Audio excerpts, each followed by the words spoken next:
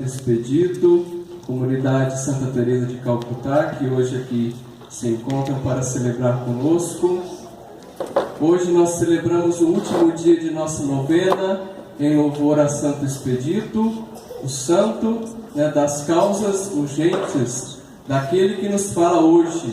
Hoje é o dia, é hoje que nós devemos buscar a salvação, é hoje que nós devemos ir ao encontro de Deus. É hoje, o Senhor nos dá o dia de hoje. Nós não temos que reclamar pelo passado e nem esperar muito pelo futuro. Deus nos dá o dia de hoje para ir ao encontro dos nossos irmãos. E a liturgia de hoje, desse tempo pascal, vem nos ajudar a celebrar, a rezar, a entender um pouquinho melhor sobre a nossa missão de batizados, sobre a nossa missão de configurados a Jesus Cristo. Vivenciado então esse tempo pascal, será que nós bem entendemos o que é viver a ressurreição proposta por Jesus Cristo? O que é viver uma vida nova, configurados então a esse Jesus que reconciliou consigo todas as coisas? Será que nós bem entendemos o que é essa vida renovada, essa vida transformada? Será que nós entendemos que ser cristão é estar configurado a esse Jesus ressuscitado? Na primeira leitura, então, vem nos mostrar através dos Atos dos Apóstolos essa igreja nascente, essa igreja primitiva, uma igreja que nasceu ali em Jerusalém, só que uma igreja que se dispersou, uma igreja que a partir da crise, a partir de sofrimentos, a partir de perseguições, ontem nós relatamos o martírio de Estevão, hoje nós continuamos falando sobre isso. Então, a partir de um martírio, a partir de uma perseguição, a partir de uma morte, a igreja se dispersa. Mas isso é positivo, porque a igreja se dispersa porque ela é missionária, porque ela vai ao encontro dos mais necessitados, porque ela não fica somente fechada em si mesma. Então, de Jerusalém, eles partem para a região da Judéia, para a Samaria, mostrando justamente isso. É nosso dever, é nossa missão de levarmos a boa nova do ressuscitado a todos aqueles que mais necessitam. E isso tudo surgiu a partir de um momento de crise, a partir de um sofrimento, de uma morte. Estevão morreu.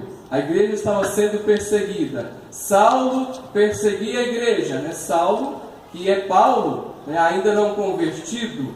Saulo perseguia, matava, ele perseguia e fazia com que os cristãos sofressem. Ele era um obcecado pela lei judaica, por isso ele fazia com que os outros sofressem. Ele não havia entendido ainda a proposta do ressuscitado, uma proposta que é de libertação. Ele preferia ficar com a lei pela lei, não uma lei que liberta, não uma lei que salva, não uma lei que está em defesa da vida. Por isso ele perseguia. E assim as multidões se espalhavam, os discípulos eles eram capacitados então a irem até outros lugares. Existe uma frase que nos diz: semente de mártires é possibilidade de novos cristãos, é a possibilidade de nascer uma nova igreja.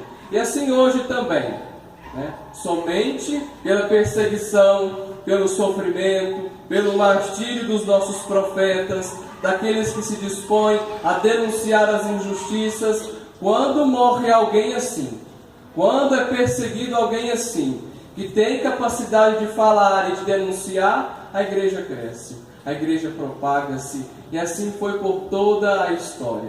E assim nós devemos ter a consciência que o ressuscitado é o crucificado.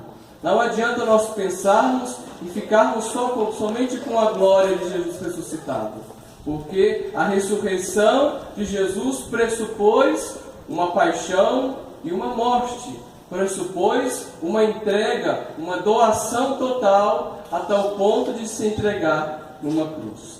Depois, no Evangelho, no capítulo 6, nós damos continuidade ao capítulo 6, Jesus, ele se autodenomina o pão da vida. Eu sou o pão da vida. Jesus está se autodenominando assim. Quem vem a mim não terá mais fome. Quem vem a mim não terá mais sede. E relembra o povo, eu vos disse tantas vezes, vocês são testemunhas oculares de mim, mas mesmo assim vocês não acreditam. Nós somos um povo de cabeça dura.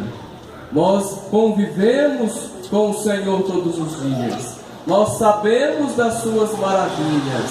Nós vivenciamos tudo aquilo que Ele nos faz. Mesmo assim somos um povo de cabeça dura. Nós muitas vezes exigimos sinais grandiosos, sinais portentosos, exigimos muito do Senhor e esquecemos que Ele sempre está conosco.